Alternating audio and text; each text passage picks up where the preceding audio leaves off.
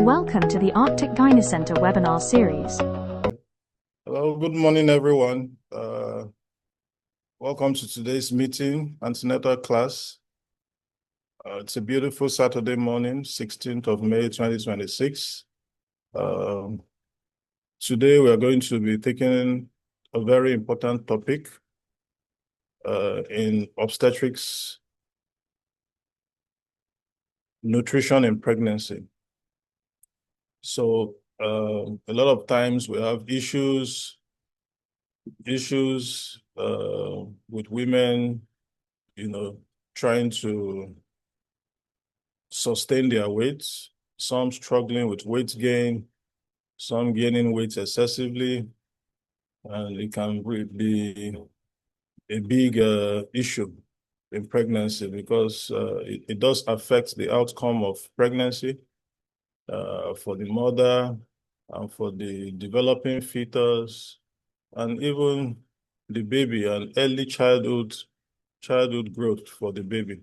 So to do justice to the topic is our own Dr. Moradeke Atoki. She has a BSc in human nutrition, and she's also a public health expert. She'll be doing justice to this topic. So Dr. Moradeke, over to you. You can take the mic. Good morning, sir. Good morning, everyone. Good morning. Good morning. Thank you so much for this opportunity. I'm honored to be here this morning, and it is one of our antenatal webinar series, and I'm sure that we would all be learning one or two things. Okay, so today we'll be speaking to nutrition in pregnancy, and we will just be going through the essentials. You would agree with me that adequate nutrition is one of the fundamentals for having a very successful pregnancy outcome. And this morning, we will just be learning things to do, things not to do, and just how to be very nutrition conscious throughout the journey. I would share my screen now. Before we start, I would like us to start with an icebreaker. And I know that for some of us that have been pregnant before, or if you're currently pregnant, I'm sure we all have this pregnancy cravings, right? Pregnancy cravings is when you smell you perceive the odor of a particular food, and then you just feel like you will not be okay until you eat that food that particular time. It doesn't matter what time of the day it is. You just feel you should have that meal at that time. So we have different types. I've met a lot of pregnant women, and sometimes I'm surprised at the kind of pregnancy cravings that I hear about. So we just have a few of those pregnancy cravings. Again, there's no wrong answer. We're not here to judge. So you just want to share with us in the chat box, just with a show of number, which of these cravings have you experienced in your current pregnancy or previous pregnancies? So is it number one, the roasted corn and pear? If you've craved that in this pregnancy or previous pregnancy, just put one in the chat box. Or is it suya? For some people, it is suya. For others, it's shawarma. And then for others, it is akara and or puff puff. You know that hot akara or hot puff puff, that they fry at the roadside. Or is it eba fufu with soup, your favorite soup, either edika ikong, afang, or six, ice block. Have you met people that they say they just want to be licking ice block? That's their craving in pregnancy, just to start licking ice block. I've met people like that. And for others, it is ice cream, or is it hot amala with ewedu and begiri? That's number 8. So which of the cravings have you had in this pregnancy or previous pregnancy? Just want to share with us in the chat box. I would be happy to see your responses in the chat box, either 1, 2, 3, 4, 5, 6, 7, or 8. Which of these cravings have you had in this pregnancy or previous pregnancy? Okay, 8. So Miss Christina says that she has had 8. 8 is amala. Ewedu and begiri. Okay. I see that. Um, I have another response. Mrs. Okon says two. That is suya. Any meat that is very spicy. I feel you, Mrs. Okon, because for most people they just want something spicy, pepperish, and it makes me think that you usually don't experience heartburn during pregnancy. So yes, that's another craving that people experience. They want something spicy or something pepperish. Any other person experience any of these food cravings? Roasted corn and pear, shawarma, ice block, the ice block, or the amala, the hot puff puff, the hot akara. Which of them have we experienced? And I'm sure by the end of this session, the next time you have a craving, you would know whether to indulge in that craving.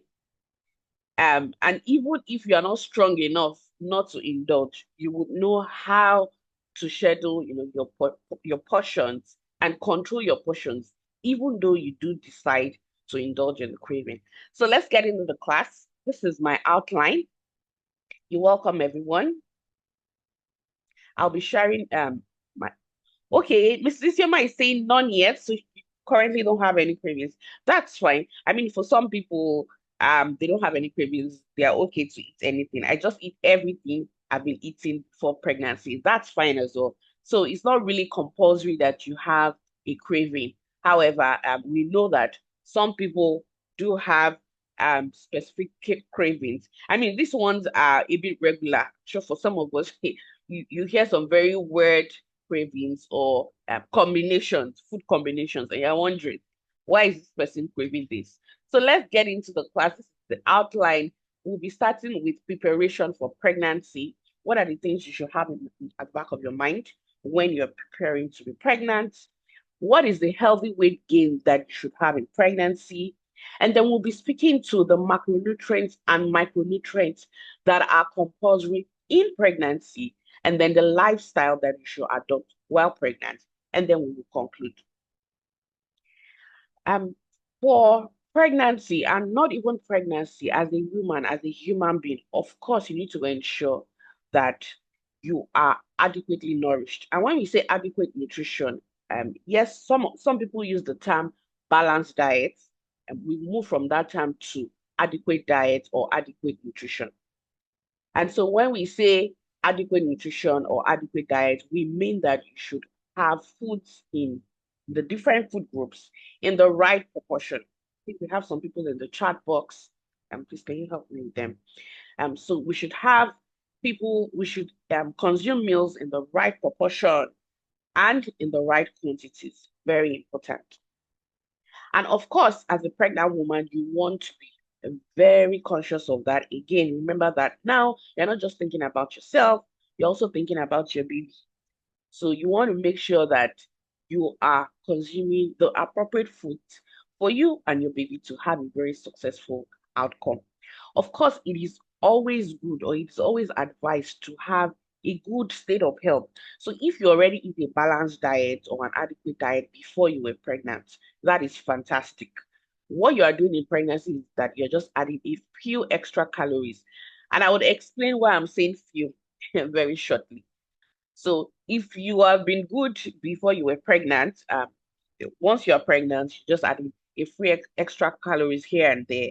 And of course, your supplements, your micronutrients, and the likes. And so for women of reproductive age, that's women between the age of 15 to 49, we usually say that as soon as you hit your reproductive age, you start eating properly, start having adequate diet. So you're not waiting until you get married, until you're pregnant before you are conscious about what you consume. As soon as you get into your teenage years, you are very specific about the kinds of foods that you do consume. And then for the people that have not been eating healthy prior to pregnancy, pregnancy is a great time to change those old habits and inculcate newer habits. And then everything that you've done pre-pregnancy, so your lifestyle, your eating habits, and all that, we see the results. So your baby is like your result sheet or your report card. We see your results in the outcome of your pregnancy. So you want to be very intentional about adopting a healthy diet, food habits, and lifestyle as well. Now, the outcome of your pregnancy, if you don't adopt all these things we've mentioned, might not be favorable. Of course, that's why we're having a session like this so that we can ensure that we have a successful outcome for both the mother and the baby. Now, if you've not been eating properly or adopting a healthy diet, healthy lifestyle previously, you want to start preparing at least 2 years before you are pregnant, 2 years prior to pregnancy. That will be an amazing time to start. And of course, when you are well nourished, you can be sure that you have a good baby or a successful pregnancy outcome. Because again, if you do not have sufficient nutrients or you are deficient in any of the nutrients, now the way it happens is that the baby gets what they need first. We usually say babies are selfish. Not that they are selfish, but they really don't know what is happening. So for them, whatever is coming into the body, they absorb theirs first. And then it is what is left, the remnants, that the mother takes and then the placenta takes. So of course, if you are not taking adequately as a mother, you are going to be the one suffering brunt of that deficiency. Because again, your baby is going to take everything it requires, absorb everything, and then you are left with the remnants. So it's always good to make sure that you're getting enough for yourself and then for your baby. Now, let's prepare for pregnancy. When we are pregnant, I hear women a lot, especially when you see them eating, I'm pregnant, I'm eating for two. That's the term that we usually hear very frequently. I'm eating for two. So I have to indulge. Well, yes, you are eating for two when you are pregnant. However, that does not mean that you should overindulge. I will be explaining why in this class. Like we said, if you have been adopting a healthy lifestyle, healthy diet, pre-pregnancy, you just require just an extra 300 calories a day. What that means is that if before you were pregnant, if your body mass index, which we refer to as BMI, was normal, within normal range, it means that you only require an extra 300 calories a day. Now, to put 300 calories in context, 300 calories is about a milk tin of cooked rice. That's just the extra you need every day. Or 3 pieces or 3 fingers of banana.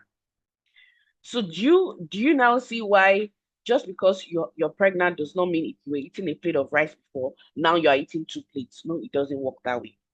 And then, of course, if you're carrying twins or multiple pregnancies, we double that extra calories. So if you're having twins, for example, you need an extra 600 calories per day. Now, the amount of weight gain that it is required during pregnancy is largely dependent on your pre-pregnant weight or BMI. What that means is that the amount of weight you're going to gain, whether little or much, would depend on what you were weighing before you were pregnant.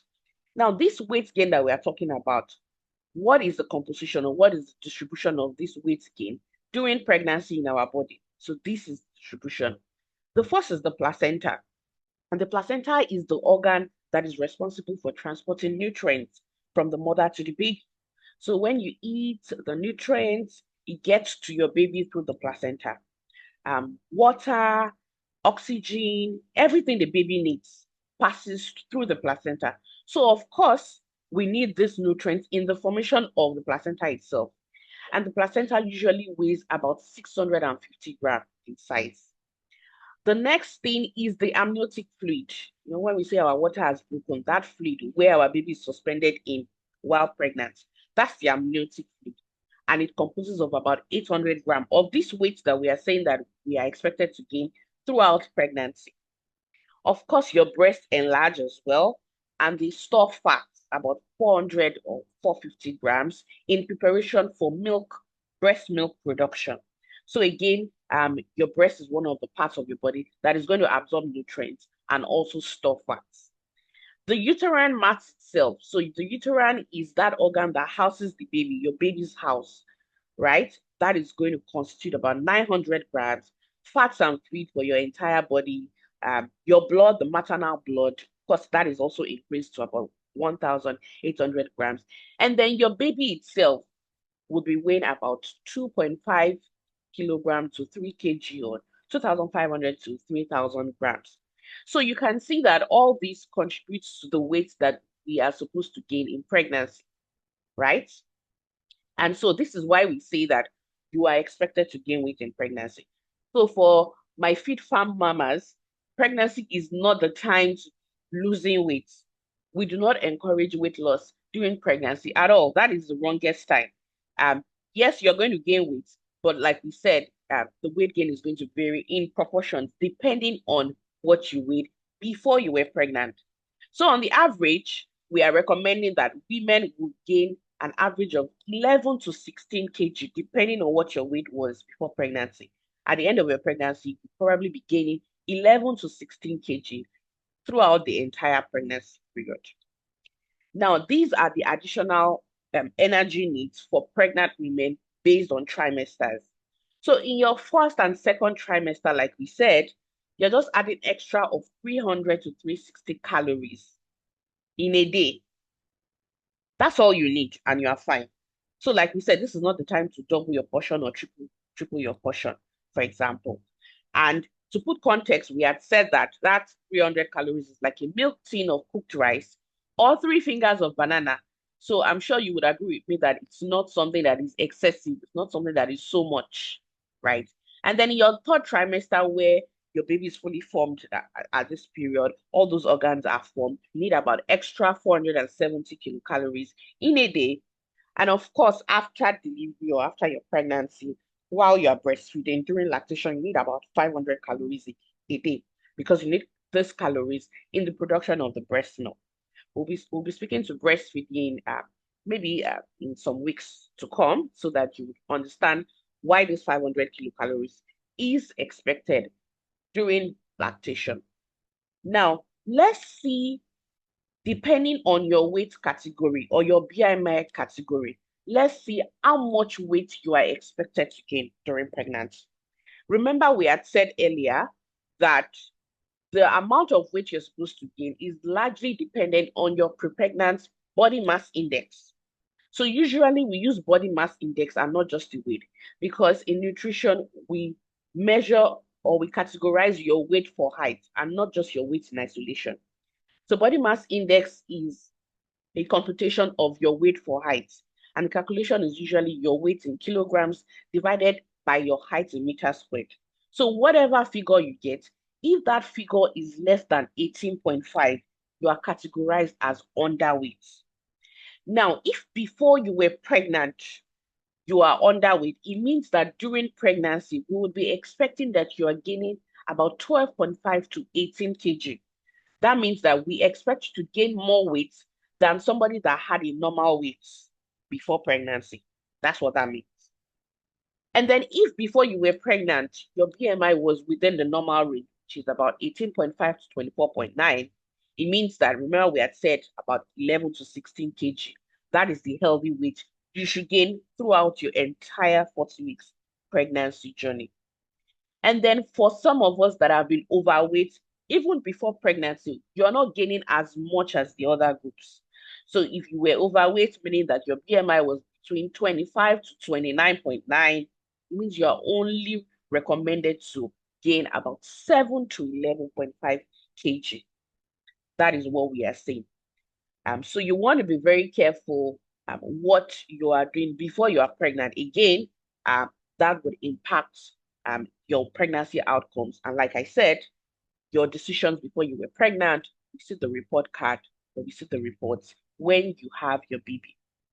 Now, in the adventure that you gain too much weight in pregnancy, or you do not gain enough weight, what happens? Or what might the eventualities that can occur? Now, when you don't gain enough weight, so somebody that was underweight, for example, was supposed to gain between 12 to 18 kg, and you don't gain enough weight, what can happen? You can have a low birth weight baby.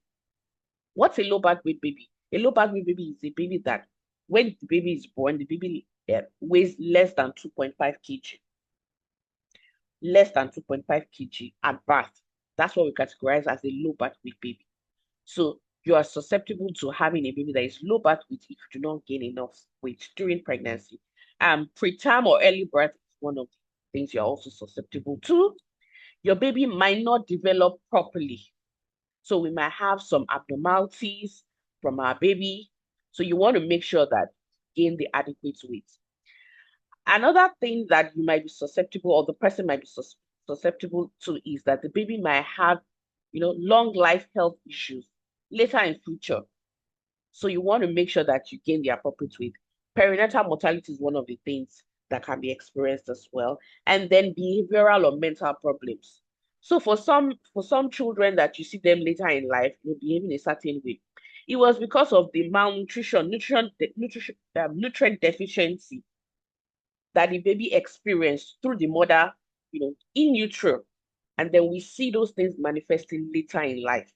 So of course, you want to make sure that you gain the appropriate weight, you get the appropriate nutrients while you are pregnant. Now, on the flip side, if you gain too much weight in pregnancy, one of the consequences will be a high birth weight baby. And a high birth weight baby is a baby that weighs more than 4 kg at birth or at delivery. You might also experience difficult birth, pelvic disproportion issues. You have difficulty in pushing. The baby has difficulty navigating the birth canal. We want to prevent all that as much as possible. Of course, that might lead to perinatal mortality. The mother can also develop gestational diabetes. This is when your body is not able to regulate its glucose. One of the factors that can increase that condition is too much weight gain in pregnancy. And even your baby is also susceptible to developing diabetes or heart disease later in life. So you see, you don't want to do not enough and you don't want to do too much. You want to strike a balance depending on what your weight was pre-pregnancy and make sure that you're gaining adequate weight for your baby. Now, we say we are talking about nutrition in pregnancy. I'm sure somebody is asking, okay, I hear you more. What am I supposed to eat in pregnancy? What kind of foods am I supposed to eat? How should my plate look like while I'm pregnant? Now, this is what your pregnancy plate should look like. We'll be speaking to the composition of these foods, but this is just giving us a snapshot of how our plate should look like whenever we are having a meal. So, contrary to what we typically do in our climes or in this part of the world, you see that the carbohydrates, right, is not occupying two-thirds or maybe most of the plate, for example. It's just occupying one-third of the plate. In fact, and the same amount as fruits and vegetables. So what that means is that you're having about 5 servings of carbohydrates. You should be having the equivalent of 5 servings of fruit and vegetables in a day. Of course, you can split that, in your breakfast, your lunch, and your dinner, or you can use your fruits and vegetables as your in between, in between your major meals. However, you want to ensure that at the end of the day, you have those proportions of food. Of course, your protein, very important as well. And then you can see that the lowest proportion that is required is the fats and oil or the sugar.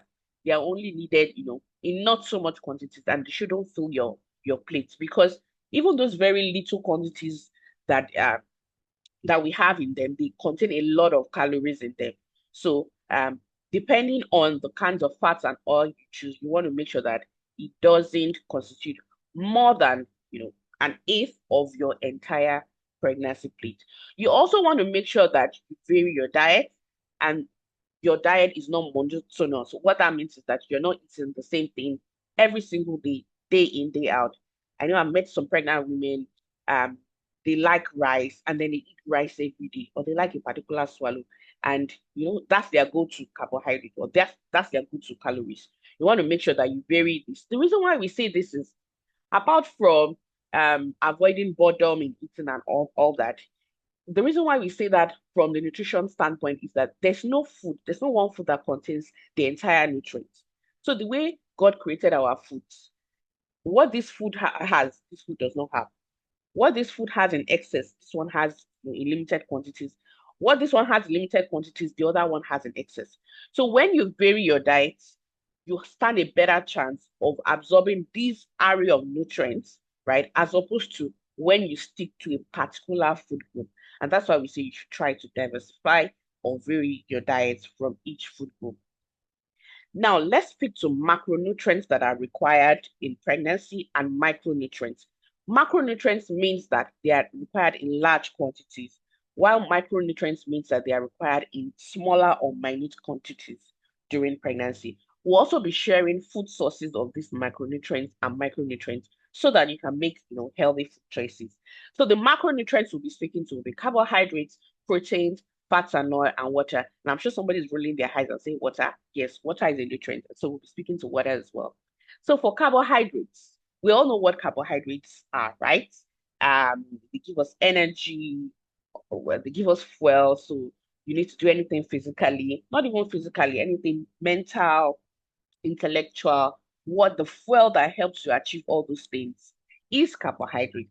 And when it is absorbed, the end product of carbohydrates in the body is glucose, right? Now, we have our carbohydrates categorized into two. We have the simple carbohydrates and we have the complex carbohydrates. Now, the simple carbohydrates are the ones that give you fast energy. So what that means is that immediately you consume them, in a very limited or short period of time, they're quickly converted to glucose. They can release energy very quickly, and then your body can use that energy. Those are simple carbohydrates. Now, the complex carbohydrates, on the other hand, they have a lot of fiber and starch in them. So they take more time to be broken down in the body before they release glucose.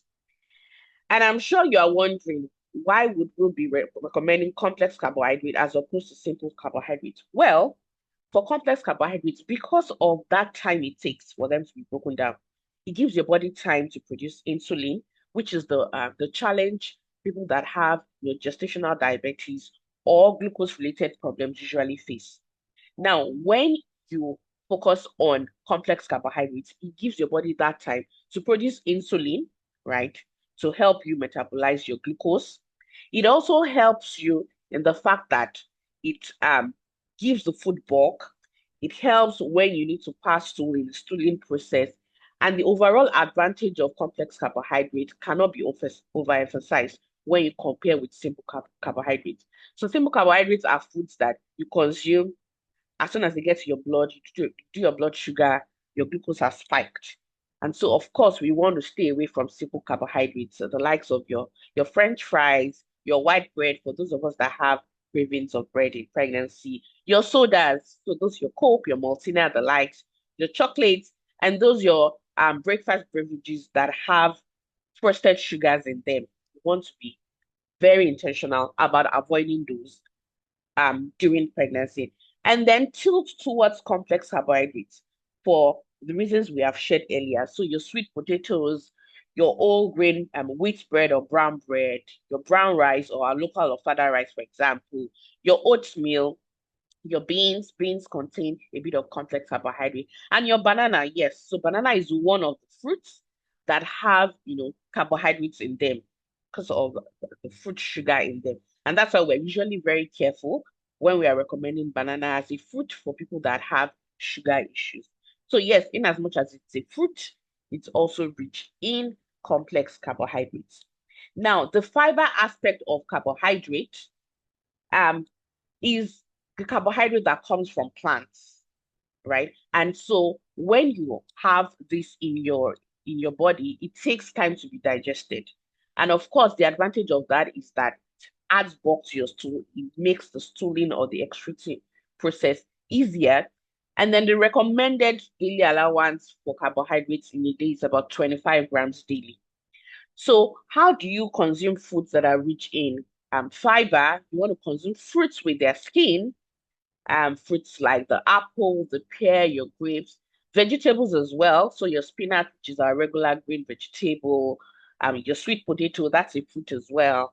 That's a vegetable as well, rather. Your carrots, your broccoli, all those greens, any green vegetable, as a matter of fact, they are usually rich in fiber. And then whole grains as well. So your wheat, your whole wheat pasta, your quinoa, and your wheat cereals as well, very rich in fiber. Another reason why we like to recommend fiber or complex carbohydrate is that foods that are rich in fiber have a low glycemic index. And what does that mean? just like we have mentioned earlier, it takes time to be broken down. And what that means is that if you do those kind of foods or you consume those kinds of foods a lot, even when we are checking your blood glucose, it doesn't rise very quickly because of the time it takes for those foods to be broken down. And that's why for people that have gestational diabetes, we always recommend foods that have low GI, low glycemic index, or medium to moderate glycemic index. And we avoid foods that have high glycemic index, like the simple carbohydrates or the simple sugars that we have mentioned earlier. Now, let's speak to the next macronutrient, which is protein. Of course, we're all familiar with protein. They're the building blocks of life. They make up the foundation of most of the body's, tissues, DNA, your RNA, the antibodies that help fight disease or prevent diseases, your hormones as well. They are largely made up of protein or amino acids. And so they're very important. They're also responsible for growth, in children. So you want to make sure that you are not deficient in protein. It also gives energy. So yes, there's a calorie aspect of protein that you can derive energy from. The recommended daily intake of protein per day is about 71 grams. Now let's see sources of protein that we can consume in pregnancy. And to help us choose, we categorize proteins into complete proteins and incomplete proteins. Now, remember we said that the end product of proteins is amino acid, just like the end product of carbohydrates is glucose in the blood. For proteins, the end product is amino acids. Now, we have 9 essential amino acids that the body cannot produce. What that means is that those amino acids are very essential, very important. Your body cannot produce them, and then you only can get them from food. You can only get them from food sources.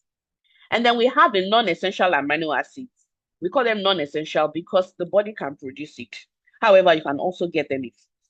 Now, we have some foods that have all those 9 that your body cannot produce. We have some foods that have the entire 9 essential amino acids. So tell me why you will not want to make those food choices when you're making your protein choices, as opposed to choosing incomplete proteins that contain amino acids that anyway your body can produce, and then the real ones that you need, which your body cannot produce, your food does not even have it. So why would I be investing in incomplete proteins? So you want to ensure that when you are choosing your protein food sources, you concentrate on complete proteins. Very important. And somebody is asking, give us examples of complete proteins. We have them there. We have our meat. You can see the meat in that picture is lean meat and not meat with fat. So when we say proteins and we use meat as a source, we are referring to lean meat that is purely protein, just the muscles and the tissues, no fats, no skin, because fat is stored in the skin of animals. So once you are consuming that part of the protein with the skin, you've altered the protein content. We're not talking about protein alone again. You've incorporated fat into it. So you can see that that is lean meat. And of course, your poultry, so your chicken and your turkey, which are categorized largely as white meat, chicken, turkey, and fish, without their skin. I usually like to tell my pregnant women that when they are consuming their white meat, either boiling or when you are preparing, you make it without the skin, because chicken and turkey, fish as well, they store their fats in their skin. So if we are saying consume these food sources because of their protein content, and you want to make sure that you are consuming only the flesh fats and not the skin. Your eggs are complete proteins, your milk, your cheese, your yogurt or your Greek yogurt, fantastic sources of complete proteins. And then we have other proteins that, yes, they are proteins. However, they are incomplete for the reasons that we have shared earlier. So you don't want to start consuming beans every day and say, I'm eating protein. My pregnancy plate is ideal, or my pregnancy plate is adequate. I'm consuming beans as my protein. No, beans is an incomplete protein, does not have all the essential amino acids. And if you are depending on beans as your source of protein, you would be largely deficient in some essential amino acids. Of course, protein also helps you in your hair growth, your skin. So for some of us that want skin like milk or skin like butter, you also want to invest in proteins. And of course, your nails as well. For people that want to grow their nails healthy, without artificial nails. Protein is one of the food sources that can help you achieve all that. Now, the next macronutrient is fats and oil. Remember, we had said that, yes, it's a macronutrient. However, little quantities make up that amount that we need. And that is why when we shared our pregnancy plate, fat and oil was the smallest on that food plate, on that pregnancy plate. Of course, during pregnancy, you need fats for the uterus, for the formation of breast milk in your breast. The entire body needs it. Your baby also needs it. Your baby needs fat in its brain formation, very important. And that is why for pregnant women that I see that have, glucose issues, even though when we want to recommend eggs as proteins, right? We usually recommend whole eggs, meaning that you take the egg white, which is pure protein, by the way, and we also usually recommend the egg yolk, which is pure cholesterol, but good cholesterol. The reason why we usually recommend, egg yolks as cholesterol sources for pregnant women is that the baby requires that cholesterol in its brain formation. So usually you want to make sure that you are consuming the right kind of cholesterol in pregnancy so that you don't deprive your baby, the fat that it requires in its brain formation. And of course, one of the other functions of fats in the body is that it helps in the absorption of fat-soluble vitamins. So we have some vitamins that it doesn't matter how much you consume when you are pregnant, right? If you don't have fat deposit or fat stores, your body will not absorb it. So the job does not end at consumption. The ultimate goal is absorption. And so for vitamins A, D, E, and K, they are fat-soluble vitamins. They can only be absorbed in your body when you have adequate fat stores. So you see another reason why you need fat. For omega-3 fatty acids, these are very important for your baby's, eye formation and also brain formation. And you can see sources of omega-3 fatty acids. Those are food sources that you should always incorporate in your diet. Now, the categories of fats you want to avoid is fats from, fast foods like cakes, the burgers, the shawarma, biscuits, and chocolates. You want to avoid those kinds of polyunsaturated fats and tilt towards, healthy or plant fats from vegetable and fish sources. That's what we usually recommend. Another animal source of fat that you want to limit to the very mere minimum will be fat from internal organs, what we usually refer to as offals. So for people that have cravings or like to indulge in all those intestine, roundabouts, error, all those things we like to do to garnish our vegetable or garnish our stew. You want to reduce that, during pregnancy because they do contain, some polyunsaturated fatty acids. Of course, like we mentioned earlier, you want to avoid the skin of chicken, fish, and turkey, and of meat as well, because we are not careful to have those kind of fats in our diet. We want to concentrate on healthy fat from plant sources. Now, the next macronutrient we'll be speaking to is water. I mentioned earlier that yes, water is a nutrient is needed in large quantities in pregnancy. And so, yes, we are categorizing it as one of our macronutrients. Very important. So, a major part of everything your body would be producing or forming during pregnancy is water-based or requires water. So, the amniotic fluid we talked about, where your baby is suspended it during pregnancy, is largely water. The extra blood the mother needs or the baby needs is also requires water. The body tissue, body fluids. Water is also used to carry nutrients from the mother to the baby via the placenta. So of course, yes, we need water. It aids digestion and it also helps in excretion. So even after the baby has passed out waste or the mother has passed out waste, we pass out waste via water as well. So you want to make sure that you are drinking enough water during pregnancy. You are required to take for people that take sachet water, which is about 50 cl, maybe about 4 to 6 sachets in a day. And then if you do bottled water, so like a typical ever bottled water that comes in 75 cl, you can do about 3 or 4 bottles of that.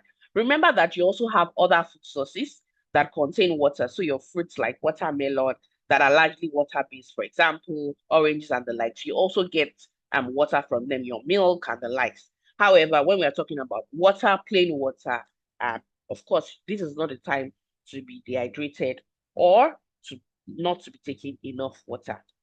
Now, let's move to the essential micronutrients. Just to recap, we have talked about macronutrients, which are foods or nutrients that are required in large quantities. Talked about carbohydrates, proteins, fats and oil, and water. And then the other aspect is micronutrients. These are needed in smaller quantities, but they're also very important. So when we say small but mighty, we are speaking to micronutrients. Because guess what? In as much as we need very little or minute quantities of them, when they are deficient, the consequences are very glaring. And trust me, you do not want to encounter any of those consequences. So the micronutrients, very important in pregnancy that we'll be speaking to: folic acid, folate, iron, calcium, vitamin D. Let's speak to folic acid. Now, before you are pregnant, it is advised that you have adequate folate stores. Remember when we started, we said that if you can prepare even 2 years prior to pregnancy, or for me, I'm of the school of thought that, as soon as you hit your reproductive age, so from 15, just start building those stores. Because as women, we have our monthly menstrual cycle. Those are ways by which you lose these micronutrients, the iron, the folic acid, and all that. You lose them, through blood. So you want to make sure that you always have adequate stores of them. Now, the recommended daily intake for iron per day is 600 micrograms. So you can see it's very minute. However, if you are deficient in this very minute or important micronutrient, the effect can be seen in neural tube effects in the child or in the fetus, congenital heart disease, cleft lips, some babies have limb defects. You can also be predisposed to preterm delivery. Like we mentioned, low birth weights, incidence of having a baby that weighs less than 2.5 kg, and then IUGR as well, intrauterine growth retardation, where the baby, is not fully formed, or parts of the baby are not formed during the pregnancy just because of this iron deficiency, or this folic acid deficiency rather. Now, these are rich food sources of folic acid, the spinach, which is our usual green vegetables, avocado, your orange, your broccoli, and the likes. Now, because most of the iron, the folic acid in foods might not be completely absorbed, usually your gynecologist will recommend folic acid supplements. So as soon as you're pregnant, so that you're not depleted, so that you're not deficient, you might not be able to get this required daily intake from food sources alone. And so you supplement that by taking your folic acid supplement. That also tells us that when we come in for antenatal clinic, we're given the supplements, we should stick to taking our supplements as prescribed. Very important. We don't want to have any adverse outcomes just because we are deficient in folic acid. Another micronutrient, very important as well, is iron. I mean, iron is a no-brainer because as women, like I said, your menstrual cycle, you're losing a lot of blood every month. Iron is one of the major composition of blood. And so during pregnancy, blood level is even further increased, so up to about 50%. So you see, automatically you have to not only replace the depleted ones, now you have to double it because the demands have increased. Again, in the formation of the fetus and the placenta, we talked about placenta as a very vital organ that helps in the transmission of water, nutrients, and waste from the mother to the baby, and from the baby back to the mother. The formation of that organ, placenta, iron is also one of the very important compositions of that organ. The recommended daily intake of iron is 27 to 30 milligrams per day. However, remember we said again, it's not only about consumption, absorption is key. So it's not enough to say, I have my fantastic pregnancy table, I've filled it with food groups and I've eaten it. Did your body absorb it? Or have you taken some food combinations that inhibits the absorption of some nutrients? Iron is one of those nutrients that if you take it in combination with iron inhibitors, the iron will not be absorbed. It doesn't matter if you had it in the food. So one of the nutrients that helps you absorb more iron is vitamin C. And that's why we usually say that when you are taking iron or iron-rich foods or iron supplements, you take them in consumption in collaboration with vitamin C-rich foods, like oranges, strawberries, guava, kiwi, and the likes, because it aids iron absorption. And then we also have some foods, right, that inhibit iron absorption. So imagine you've done well to have iron in your diet, you've taken rich food sources in iron, only for you to consume them with foods that inhibit iron absorption. One of those such foods are our teas. So teas and coffees, they inhibit iron absorption. So that tells me that if I'm taking iron supplements or in pregnancy at all, I don't even want to be doing teas and coffees. That's what this is telling us. You don't want to be doing teas and coffees in pregnancy. And of course, for people that are suffering from anemia, either pre-pregnancy or even during pregnancy, some of them will be required to take, more iron supplements. And so if your gynecologist thinks that you need the supplements, usually when you come for antenatal, they check your PCV, they check your blood to be sure that you have enough iron stores. Once it is noticed that these stores are depleted, you're advised to have supplements. And so that's another reason why you should abide with your recommendations. The other micronutrient is calcium, very important as well. The recommended daily intake is about 1,200 milligrams per day. And usually you need more of calcium in the third trimester, because it is in the third trimester that a lot of the baby's bones are forming. And that is why the increased calcium requirements is in the third trimester. Calcium is required for formation of bones and teeth. Now, remember we said in the beginning, when we said babies are selfish, because they always just, they take and they move. They're not really observant of what is happening if you are suffering. If you're not having enough calcium in your diet, what the baby will do is that the calcium stores you have in your bone, it will remove it and absorb it for itself. That's what we call demineralization of the bones and teeth. So the fetus will generally absorb calcium from the mother's bones and teeth just to compensate. That tells us as pregnant women, you want to make sure that you have enough calcium stores both in your body. You're also consuming the recommended daily intake so that your baby has enough. And you as a mother, you have enough as well.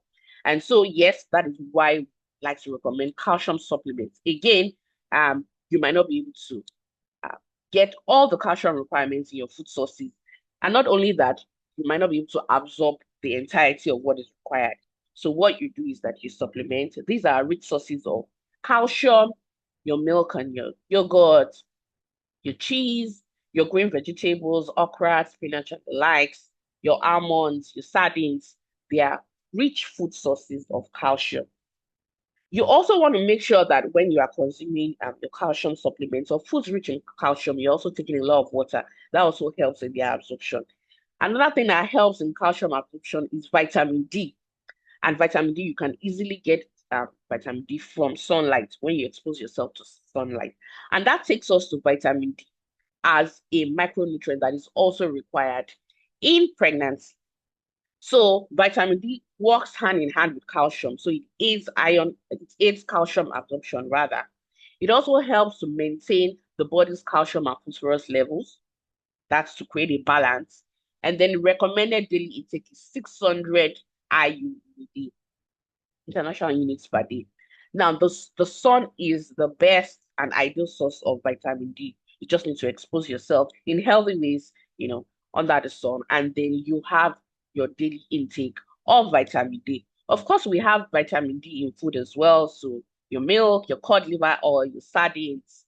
However, exposure to sunlight about 15 to 30 minutes in a day, about 3 to 4 times in a week is beneficial. Of course, you want to be careful that you don't overexpose your skin. However, healthy exposure helps you get the adequate vitamin D that you require. So that is just a snapshot of the micro and macronutrients that is required during pregnancy and also their food sources. Now, let's look at, we now know the foods to eat, right? We know what to eat, we know what not to eat. how do we make sure that we eat this food hygienically? And that takes us to food safety in pregnancy. So it's not enough to know that, okay, I'm supposed to have vegetables, I'm supposed to have salad because I want to increase my iron stores, my calcium stores, and the likes. Is the food being prepared hygienically? Now, in pregnancy, we want to try as much as possible to avoid food poisoning. Because once a woman comes down with food poisoning, it opens up a lot of issues. You're losing fluids, you're losing nutrients. Imagine these nutrients that we've been building. We've even said that you should have stores of them, only for someone to have an episode of food poisoning. And then everything is depleted during that episode. And then you have to replace them and then start building your stores all over again. So we want to avoid any condition that can lead to vomiting and diarrhea in pregnancy. And that's why we say food safety in pregnancy is very important.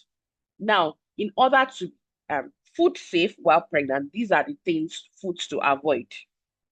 Raw seafood. So for those of us that have a craving or used to like seafood before we were pregnant, this is not the time to be indulging in seafood. Why? Because they contain microorganisms that will still be alive because they've not been properly cooked. Ideally, if you want to have any seafood or fish, they should be cooked to about 145 degrees Fahrenheit or until fully cooked. That ensures that at least majority of microorganisms have been killed. For unpasteurized juice or milk, unpasteurized milk means raw milk.